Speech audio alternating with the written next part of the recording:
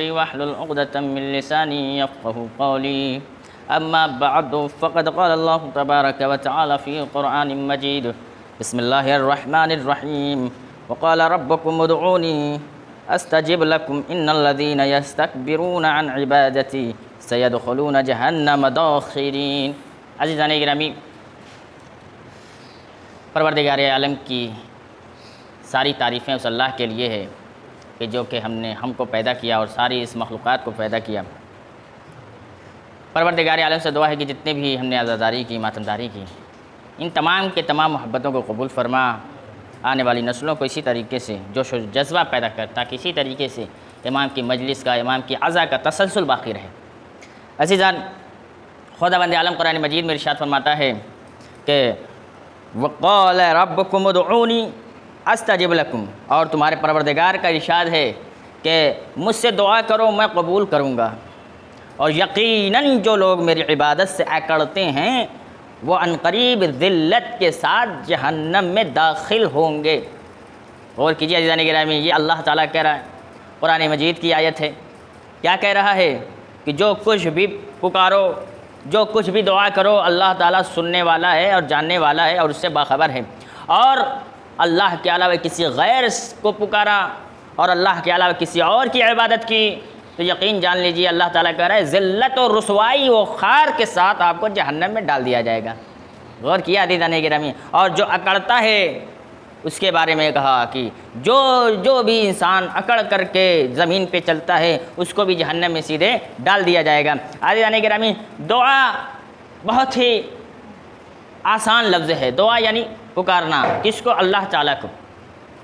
بہت ساری سوالات بھی پیدا ہوتے ہیں کہ ہم دعا کرتے ہیں لیکن دعا قبول نہیں ہوتی ہے. غور کیجیے عزیزان گرامی، بسا اوقات ایسا ہوتا ہے کہ جب ہم بیمار پڑتے ہیں اور بیماری کی حالت میں دعا کرتے ہیں اور کوئی دوا فائدہ بھی نہیں کرتی اور نہ کوئی دعا کام آتی ہے، لیکن خدا تعالیٰ کیا کہہ رہا ہے کہ ہم تمہاری دعا کو ضرور سنتے ہیں اور اس کو پورا کرتے ہیں. غور کیجیے عزیزان گرامی، کسی مرد کا ٹھیک نہ ہونا بھی ہو سکتا ہے کہ تمہارے لیے وہ بہتری کا باعث ہو. اس وجہ سے اللہ تعالیٰ تمہاری بہتری چاہتا ہے، اس وجہ سے تمہارے مرد ٹھیک نہیں ہو رہے. ہو سکتا ہے کہ تم مرد کی حالت میں اللہ تعالیٰ کو زیادہ پکارتے ہو اور جب مرد ٹھیک ہو جاتا ہے اللہ تعالیٰ کو بھول جاتے ہو، نماز بھول جاتے ہو، روزہ بھول جاتے ہو. تو اب بتائیے کہ آپ مرد کی حالت میں صحیح ہیں یا جو مرد ٹھیک ہو گیا اس حالت میں صحیح ہیں؟ مرد کی حالت میں نماز بھی پڑھتے ہیں، روزہ بھی رکھتے ہیں، لیکن جیسے ہی مرد ٹھیک ہو جاتا ہے آپ نماز بھول جاتے ہیں، اللہ کو بھول جاتے ہیں. اب بتائیے وہ مرد آپ کے لیے بہتر ثابت ہوا یا غلط ثابت ہوا؟ غور کیجیے جانی گرامی، بہتر ثابت ہوا کہ نہیں ہوا؟ مرد اللہ سے قریب کرتا ہے اور مرد اللہ سے کیا ہے؟ نزدیک کرتا ہے. اس کی بنیاد پہ آپ جنت میں جائیں گے. تو آپ بتائیے آپ کے لیے وہ مرد بہتری کا باعث بنا. تو عزیزان گرامی، اسی لیے اللہ تعالیٰ کہتا ہے کہ آپ مایوس نہ ہوں. اگر تمہاری دعا جو قبول بھی نہیں ہوتی ہیں تو وہ تمہاری بہتری کے لیے دعا قبول نہیں ہوتی ہے. بسا اوقات ایسا ہوتا ہے کہ پروردگار عالم مجھے زیادہ سے زیادہ رزق عطا فرما، اور پروردگار عالم رزق نہیں دیتا ہے. عزیزان گرامی غور کیجئے، میں نے کچھ دن پہلے گفتگو کی تھی کہ زیادہ سے زیادہ رزق کا آنا، زیادہ سے زیادہ مال کا آنا کیا ہے؟ انسان کے تقوی سے خالی کر دیتا ہے، اللہ کو بندگی سے دور کر دیتا ہے. اس لیے رسول اللہ نے بھی ارشاد فرمایا کہ جتنا اللہ تعالیٰ مال دیا ہے، رزق دیا ہے، اس پہ توکل کرو اور اسی پہ شکریہ بجا لاؤ.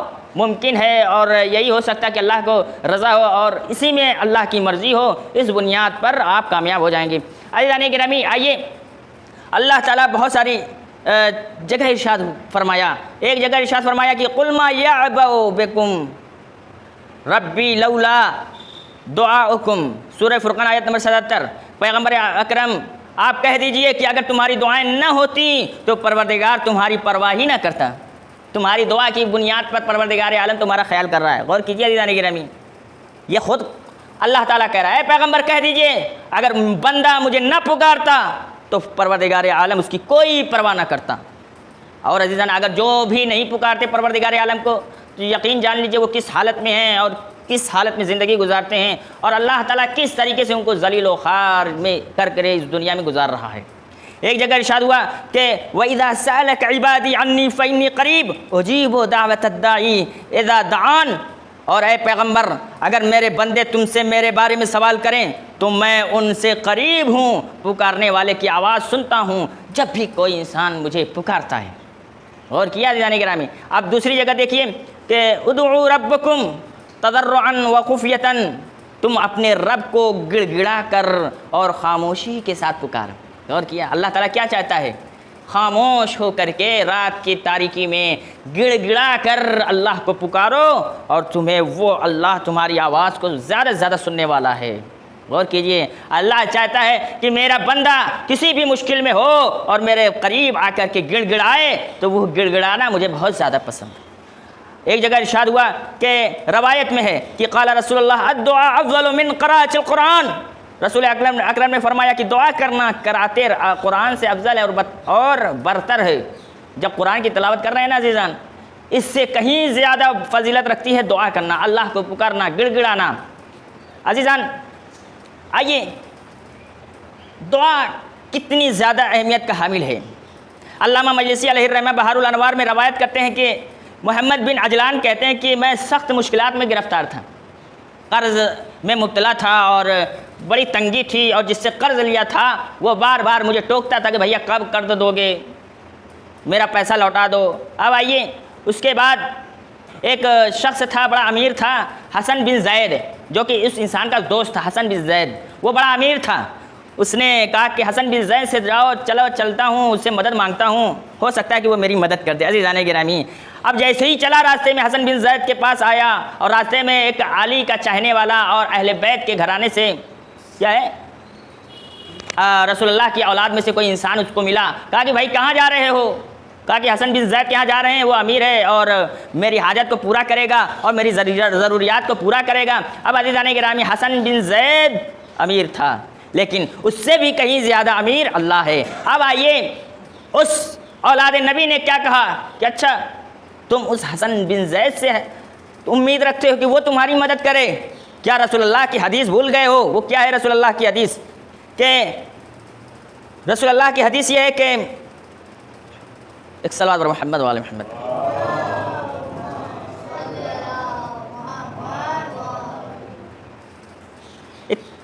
ہاں رسول اللہ کی حدیث یہ کہ تمہاری حاجت کو وہ حسن بن زید جو ہے تمہاری حاجت کو پورا نہیں کر سکتا، اور جو تم چاہتے ہو اس کو انجام نہیں دے سکتا۔ آؤ اور کسی ایک ایسے کے پاس چلتے ہیں جو تمہارا کام اور تمہاری مشکلات کو دور کر سکتا ہے۔ عزیزان، وہ اپنی حاجت کو اس سے طلب کرو۔ میں نے اپنے چچا امام صادق علیہ السلام کے پاس آیا، اور انہوں نے اپنے والد گرامی اور انہوں نے رسول خدا سے روایت نقل کی ہے کہ حضرت نے فرمایا ہے کہ خدا بند متعال نے فرمایا ہے کہ اپنے بعض پیغمبروں کی طرف وحی کی کہ مجھے اپنی عزت و جلال کی قسم، غور سے سنیے، اللہ تعالیٰ پیغمبر سے ارشاد فرما رہا ہے کہ مجھے اپنی عزت و جلال کی قسم، جو کوئی بھی میرے علاوہ کسی سے امید لگائے میں اس کی امید کو نا امیدی میں بدل دوں گا، اور جو کوئی بھی میرے علاوہ کسی سے امید لگائے گا میں اس کی امید کو نا امیدی میں بدل دوں گا، اور ذلت و خواری کا لباس لوگوں کے درمیان اسے پہناؤں گا، یعنی لوگوں کے درمیان میں اس کو رسوا کروں گا، ذلت کروا دوں گا۔ اور اس کے بعد کیا کہا کہ اور اپنی رحمت و فضل سے اس کو دور رکھوں گا۔ کون کہہ رہا ہے؟ پروردگار عالم اپنے نبی کو حکم دے رہا ہے۔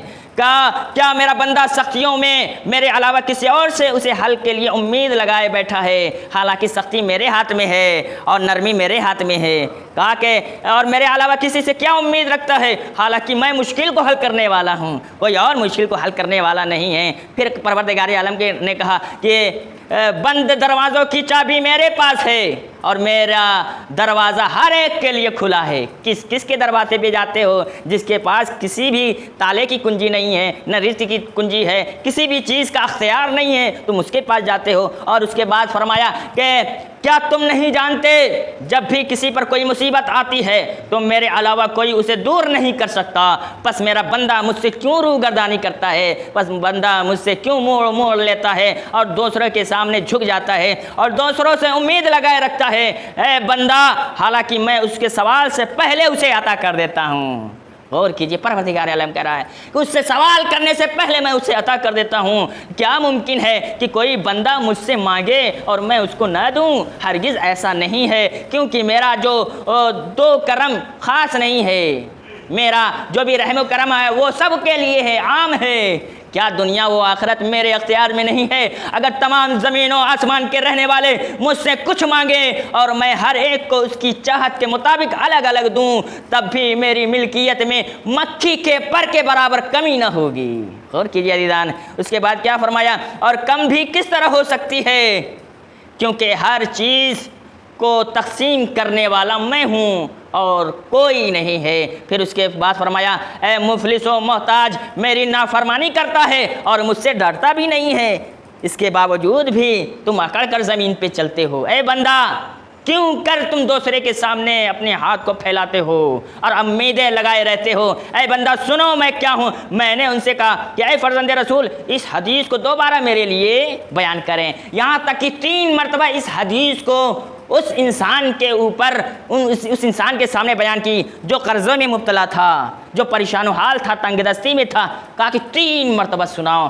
عزیزان، جب جیسے ہی 3 مرتبہ سنا، کچھ دنوں کے بعد جب اللہ کے سامنے ہاتھ کو پھیلایا، ساری امیدیں اللہ سے لگا لی، تو پھر اللہ تعالیٰ نے اس کے لیے راستہ ہموار کرایا، کوئی ذریعہ بنایا اور اس کے لیے روزی کا سبب بنا۔ روزی کے سبب بننے سے اس کے سارے قرضے بھی دور ہو گئے، ساری تنگ دستی بھی دور ہو گئی، ساری پریشانی دور ہو گئی۔ نتیجے میں کیا؟ نتیجہ یہ ہوا کہ اللہ سے دل لگا لیا، دوسرے سے امید رکھنے کے بجائے اللہ سے امید لگا لی۔ نتیجے میں یہ ہوا کہ اس کی قرضے بھی دور ہو گئے، پریشانی بھی دور ہو گئی۔ عزیزان، بس ایک چیز اس کے بعد زحمت تمام، صلوات بر محمد و آل محمد۔ دیکھیے ایک اور صلوات بر محمد و آل محمد۔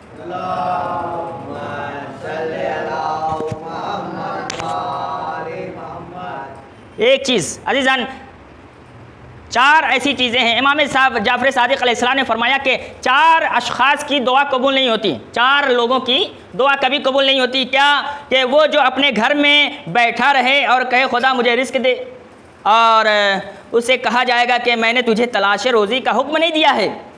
اللہ تعالیٰ نے کیا کہا؟ پہلے تم روزی کی تلاش کرو، اس کے بعد تمہیں اللہ تعالیٰ رزق دے گا، اور گھر پہ بیٹھے رہنے سے رزق نہیں ملتا ہے۔ دوسری چیز کہ جو اپنی عورت کے لیے بد دعا کرے، پھر اس سے کہا جائے گا کہ کیا میں نے طلاق کی اجازت نہیں دی ہے؟ اگر تمہیں بہت بری لگتی ہے تو اس کو طلاق دے دو، دوسری سے شادی کرو، لیکن اسی کے لیے بد دعا تو نہ کرو۔ عزیزان، پھر کہا کہ ایسے لوگوں کی دعا کبھی قبول نہیں ہوتی ہے جو عورت کے لیے بد دعا کرے۔ تیسری چیز، وہ جس نے اپنے مال غلط طریقے پر خرچ کیا اور پھر خدا سے رزق مانگے، اس سے کہا جائے گا کہ کیا میں نے میانہ روی کا حکم نہیں دیا تھا اور کیا اصلاح کا حکم نہیں دیا تھا؟ غور کیجئے، اس لیے کہ ہمیں جب بھی رزق ملے خرچ کریں، میانہ روی طریقے سے خرچ کریں اور اپنے اوپر اسراف نہ کریں۔ عزیزان، چوتھی چیز کیا ہے؟ کہ وہ شخص جو بغیر گواہ کے قرض دے، قرض بھی عزیزان آپ دیجئے تو گواہ ضرور بنائیے، اگر گواہ نہیں بنائیں گے تو آپ کی دعا کبھی قبول نہیں ہوگی۔ عزیزان، کیا کہا کہ میں نے گواہ بنانے کا کیا حکم نہیں دیا قرآن میں؟ اس لیے جب بھی قرض دو گواہ بناؤ، اگر گواہ نہیں بناؤ گے کبھی دعا قبول نہیں ہوگی۔ یہ جو 4 چیزیں ہیں اس کو ہمیں یاد کرنے کی ضرورت ہے۔ پروردگار عالم سے دعا ہے کہ میری اس قلیل سی دعا عبادت کو قبول فرما۔ پروردگار عالم ہمارے جتنے بھی گھروں میں بلائیں ہیں اور جو بھی پریشانیاں ان کو دور فرما۔ پروردگار عالم جو بھی مومنین مومنات پریشان ہیں ان کی پریشانیوں کو دور فرما، جو بھی سفر و حضر میں پریشانیاں ہیں ان کے پریشانیوں کو دور فرما۔ پروردگار عالم ہمیں صحیح سے تعلیم حاصل کرنے کی توفیق عنایت فرما اور دین کے راستے پہ چلنے کی توفیق عنایت فرما۔ پروردگار عالم ہمارے ماں کے ظہور میں تعجیل فرما، ان کے اعوان و انصار میں شمار فرما۔ فتقبل منا انك انت السميع العليم۔ بسم الله الرحمن الرحيم، انا اعطيناك الكوثر فصل لربك وانحر ان شانئك هو الابتر۔ محمد وعلى محمد، اللهم صل على محمد۔